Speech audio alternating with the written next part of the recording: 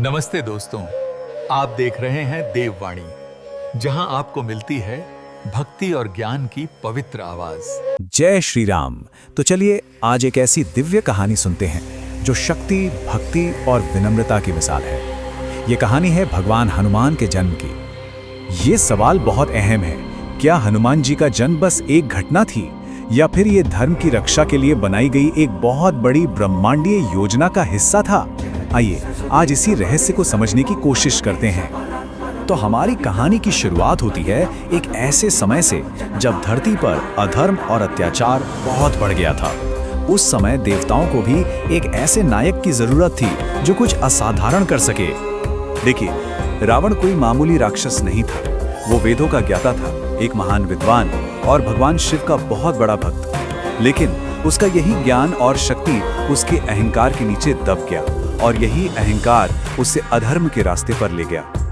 और तो और रावण को खुद सृष्टि के रचयिता भगवान ब्रह्मा से ये वरदान मिला था कि कोई भी देवता या असुर उससे नहीं मार सकता। अब जाहिर है इस मुसीबत का हल किसी आम तरीके से तो नहीं निकल सकता था। तब सारे देवता भगवान विष्णु के पास मदद के लिए पहुंचे। भगवान विष्णु ने धरती पर राम के रूप में एक मनुष्य अवतार लेने का फैसला किया, लेकिन वो जानते थे कि रावण जैसे शक्तिशाली दुश्मन से लड़ने के लिए उन्हें एक ऐसे साथी की जरूरत होगी जिसकी शक्ति और भक्ति दोनों ही बेमिसाल हों। और बस इसी दिव्य योजना की एक बहुत जरूरी कड़ी थी अंजनी, वो पवित्र आत्मा जिन्हें इस दुनिया में उस असाधारण शक्ति को लाने के लिए चुना गया था। अंजनी की कहानी भी बड़ी दिलचस्प है। वो पहले स्वर्ग में एक अप्सरा थी, लेकिन एक ऋषि के श्राप की वजह से उन्हें धरती पर वानरी के रूप में जन्म लेना पड़ा। उन्होंने संतान पाने के लिए सालों तक भगवान शिव की बहुत कठोर तपस्या की। उनकी भक्ति देखकर शिव जी इतने प्रसन्न हुए कि उन्होंने अंजनी को वरदान दिया कि वो खुद अपने अंश के रूप में उनके पुत्र बनकर जन्म लेंगे। तो हनुमान जी का जन्म असल में दो दिव्य शक्तियों का संगम था। एक तरफ वो भगवान शिव के 11वें रुद्र अवतार थे जो अंजनी की तपस्या का फल थे, और दूसरी तरफ पवन देव यानी वायुदेव ने भगवान शिव के उस दिव्य प्रसाद को अंजनी तक पहुंचाया था।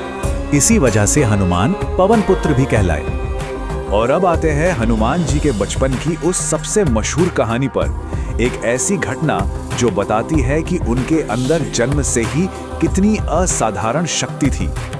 जरा सोचिए, एक ऐसा बच्चा जिसके अंदर खुद शिव का अंश हो और हवा की रफ्तार हो, उसे जब भूख लगेगी तो क्या होगा?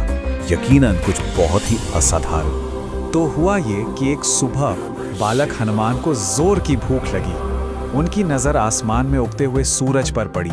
उन्हें लगा कि वो कोई पका हुआ मीठा फल है, और बस अगले ही पल उन्होंने उस फल को खाने के लिए आसमान की तरफ एक जबरदस्त छलांग लगा दी। सोचिए, एक नन्हे से बालक में इतनी शक्ति। अब पूरे ब्रह्मांड को बचाने के लिए देवराज इंद्र को आगे आना पड़ा। उन्होंने अपने सबसे शक्तिशाली अस्त्र वज्र से बालक हनुमान पर हमला किया। वज्र सीधा उनकी ठोड़ी यानी हनु पर जाकर लगा और वो बेहोश हो गए। इसी घटना के बाद से उनका नाम हनुमान पड़ा, जिसका मतलब है घायल ठोड़ी वाला। लेकिन इंद्र के इस हमले का एक ऐसा नतीजा निकला जिसकी किसी ने कल्पना भी नहीं की थी। इस घटना से हनुमान जी कमजोर नहीं हुए, बल्कि पहले से कहीं ज्यादा, बहुत ज्यादा शक्तिशाली हो गए। चलिए देखते हैं कैसे। अपने बेटे को घायल देखकर पवन देव को बहुत गुस्सा आया। उन्होंने पूरी दुनिया में हवा का बहाना ही रोक दिया। हर तरफ हाहाकार मच गया। तब सारे देवता वहां आए। उन्होंने बालक हनुमान को फिर से जीवित किया और उन्हें एक से बढ़कर एक वरदान दिए। इन वरदानों ने उन्हें लगभग अमर और अजेय बना दिया। लेकिन इतनी सारी शक्ति एक बच्चे के लिए संभालना आसान नहीं था। वो अपनी शरारतों से कभी कभी तपस्या कर रहे ऋषियों को परेशान कर देते थे। तब उन ऋषियों ने उन्हें श्राप दिया कि वो अपनी सारी दिव्य शक्तियों को तब तक के लिए भूल जाएंगे जब तक कोई उन्हें दोबारा याद ना दिलाए। और ये श्राप भी आगे चलकर एक वरदान ही साबित हुआ। इसके बाद कई साल बीत गए। हनुमान जी बड़े हुए, लेकिन अपनी शक्तियों से पूरी तरह अनजान होकर एक साधारण जिंदगी जी रहे थे। वो बस उस एक सही पल का इंतजार कर रहे थे जो सब कुछ बदलने वाला था। और फिर वो पल आया, ऋष्यमूक पर्वत पर। जैसे ही हनुमान जी की नजर भगवान राम पर पड़ी, उनकी भूली हुई सारी शक्तियां, सारी यादें सब एक एक करके वापस आ गईं। उसी पल उन्हें अपने जीवन का असली मकसद मिल गया, भगवान राम की सेवा और उनकी भक्ति। देखिए, ये कहानी सिर्फ एक कथा नहीं है, इसके पीछे बहुत गहरे आध्यात्मिक मतलब छिपे हैं। जैसे अंजनी की तपस्या या साधना की शक्ति को दिखाती है। पवन देव जीवन की ऊर्जा यानी प्राण है। सूरज को पकड़ने की कोशिश ज्ञान की खोज है, और अपनी शक्तियों को भूल जाना ये सच्ची विनम्रता का सबसे बड़ा प्रतीक है।